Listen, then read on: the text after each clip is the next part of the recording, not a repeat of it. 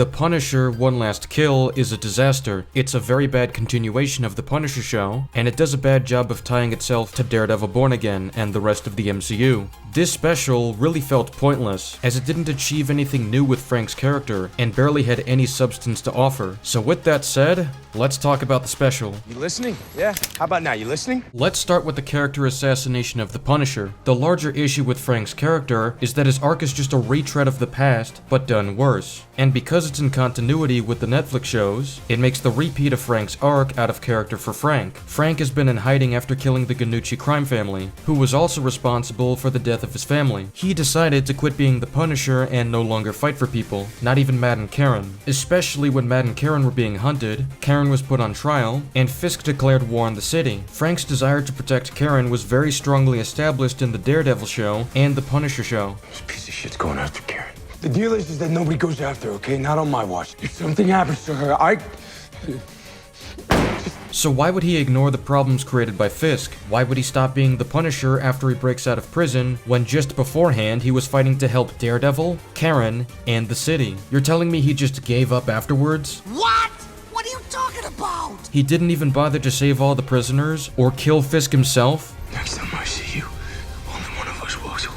And you're also telling me that he ignored all the people suffering and dying as a result of the power vacuum in the city? He's still just sitting around feeling sorry for himself years later, despite dedicating years of his life as the Punisher? Not to mention that The Punisher Season 1 makes a very clear point that Frank can't help himself. He feels at home when he chooses to be the Punisher. It's a part of him that he finds inescapable. Sure, at the beginning of the season, he did quit being the Punisher when he thought he already avenged his family, but he couldn't help himself when he saw an innocent man being betrayed by people he was working with, and he chose to go after the criminal gang that would eventually target him as well. Because situations like this will keep arising, Frank will always be compelled to fight, and he'll be drawn towards the violence. A huge part of that season was for Frank to come to terms with that while he's on the brink of death. You have to choose.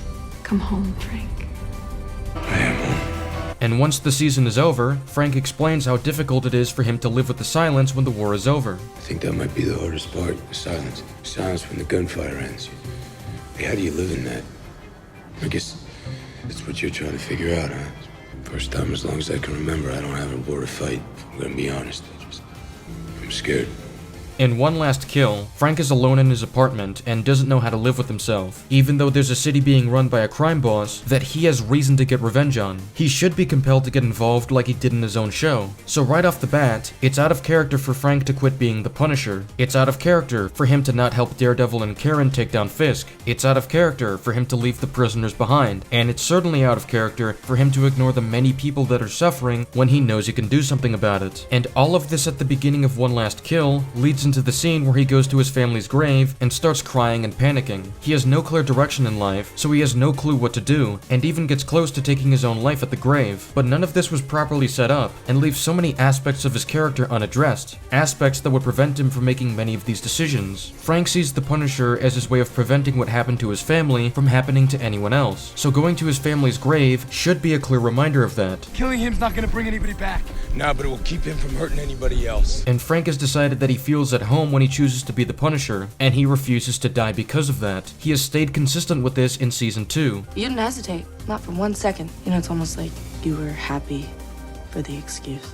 And by the end of Season 2 of his show, he was still committed to being the Punisher even after avenging his family. Now I know Born Again messed this up as well when showing that the Punisher was doing nothing about Fisk. I do not have time for your candy-ass hero shit. But One Last Kill makes this even worse by never explaining this and having Frank double down on that attitude that was out of character in the first place. What makes all of this even more damning is the reason Frank chooses to become the Punisher again. He gets a vision of Karen that motivates him to start fighting again. You failed them.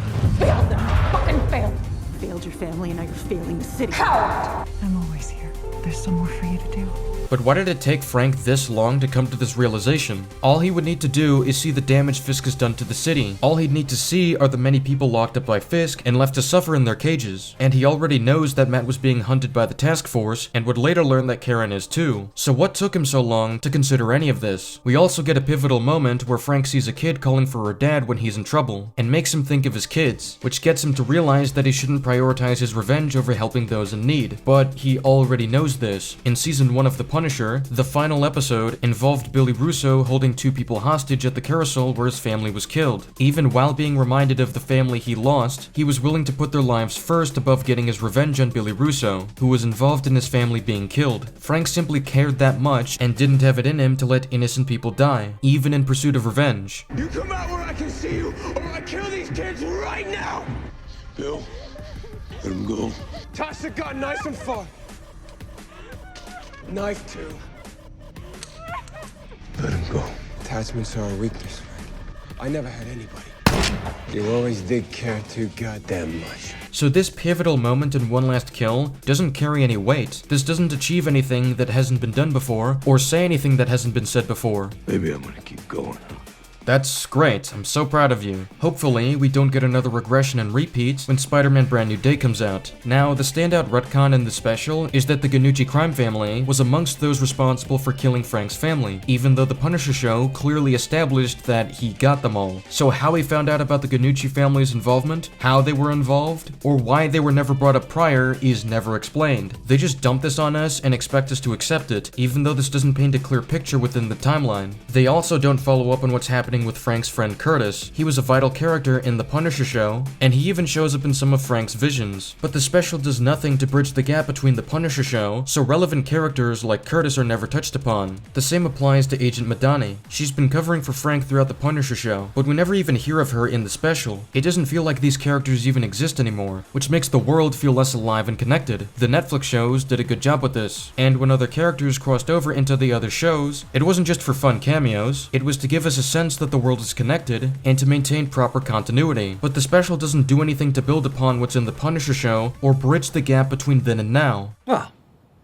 that's just lazy writing. It's not very clear how long after Daredevil Born Again Season 1 this special takes place. Judging by how much hair has grown on his face, it would have to be many months after. It's still never explained why the Punisher never got involved in Daredevil Born Again Season 2. Now, if the only explanation is that Frank was too busy having his character arc that doesn't make sense for his character in the first place, then that only widens the damage done to his character. But if that's not the reason, then it stands that there isn't a given reason for the Punisher to sit out the rest of Daredevil Born Again Season 2. It also raises the question as to where any of the New York vigilantes are during the power vacuum caused by the Punisher. Not only would characters like Spider-Man or the Defenders intervene, but those who are against killing would try to stop the Punisher. Yet a large shootout was somehow missed by all the New York vigilantes. Nobody tried investigating any leads, like maybe the last member of the crime family that Frank went after. It's strange how little of a reaction there is to crime increasing in New York as a result of the power vacuum. I can understand Daredevil since he let himself go to prison for some odd reason, but there are still active vigilantes that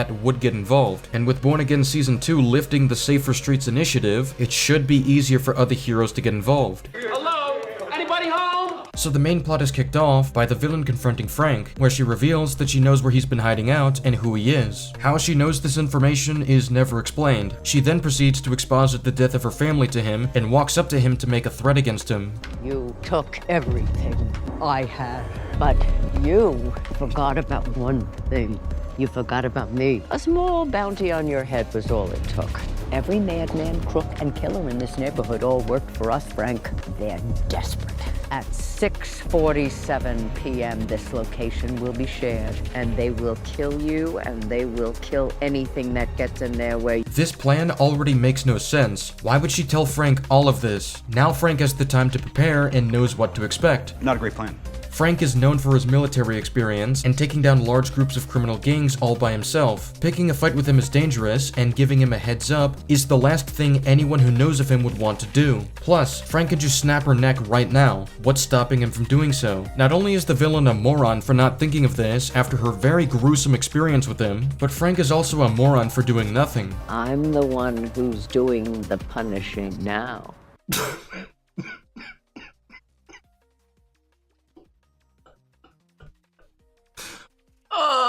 I'm gonna watch you die, Frank. She says, as she slowly moves away in her wheelchair as if Frank couldn't just catch up to her immediately. Already, this is farcical. If she instead got the drop on Frank and allowed him to get ambushed without a warning, she would have killed him very easily, or at least have him captured if she wants to deliver her corny monologue so badly. And upon hearing this plan, Frank proceeds to go back to his apartment when he knows they're all waiting for him there. Why not prepare to build an arsenal so we can kill them all? He doesn't have anything besides a knife at his place, place. He doesn't really do anything at his apartment besides mope around and let himself get set on fire instead of moving the second he saw gasoline being poured. He's just standing there. We then get an action scene that's admittedly very cool, with its issues at most being some people running towards Frank while he has guns for some reason, but that's barely consequential to the sequence. Otherwise, it's a decent display of how good the Punisher is at what he does, and it has a lot of impressive moments of action. This part is easily the highlight of the special, but it still gets bogged down by the time-wasting scenes and the nonsensical plotting.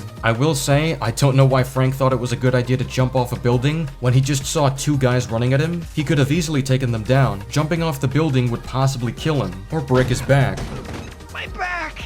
Staying in the fight at least gives him more of a chance of survival. Frank then falls off again and somehow gets right back up from the fall. I get that the MCU tends to exaggerate the damage humans can take during action scenes, and I tend to be more lenient with this stuff, but after Frank has already been sustaining damage, I'm surprised that he didn't even break a bone from this fall, which we've seen happen to other characters taking even less damage. Frank shouldn't be able to get back into the fight straight away. The plot ends by Frank defeating the last of them and saving the family we were shown at the beginning. Now the plot as a whole really didn't do much for the story. I get that the core of it is Frank's journey, where he becomes the Punisher again and evolves his motivations beyond revenge, but we already had that journey in the show, so this story doesn't feel purposeful. The plot is in favor of a story that has little to say, and the plot we do get in the special is mostly nonsense. It feels like barely anything was achieved with the special, so much that if we skip to whatever he's doing in Spider-Man Brand New Day, I don't think we'd be missing anything. Suit yourself. The Punisher One Last Kill is a repetitive and vapid waste of time, which I suppose makes it fitting as the DLC of Daredevil Born Again Season 2. I'd give the writing a 2 out of 10 at best. This didn't deliver anything we needed to see, and it really highlights how we're never reaching the same highs as the Netflix Marvel shows, at least in this universe. With that said, that's all I have for now. Thanks for watching. Let me know your thoughts in the comments below, and feel free to subscribe if you enjoyed this. I'll see you all later. Goodbye.